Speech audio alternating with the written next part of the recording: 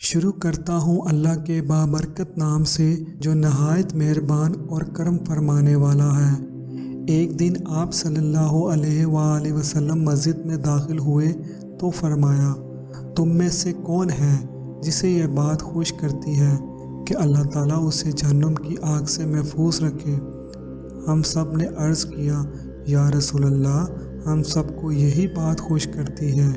آپ صلی اللہ علیہ وآلہ وسلم نے فرمایا، جو شخص کسی تنگ دست مقروض کو قرض کی ادائیگی میں مہلت دے یا اس سے قرض کا بوجھ اتارے تو اللہ تعالیٰ اسے کشادہ اور وسیع جہنم سے بچا لے گا۔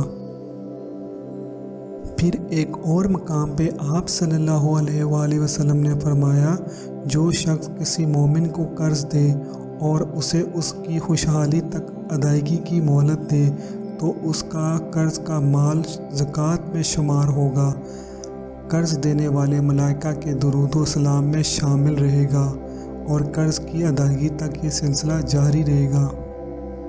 آپ صلی اللہ علیہ وآلہ وسلم ایک اور حدیث میں فرماتے ہیں، جو شخص یہ چاہتا ہے کہ اس کی دعا منظور ہو، اس کے دکھ دور ہوں، تو اسے چاہیے کہ تنگ دست مقروض کو مہلت دے۔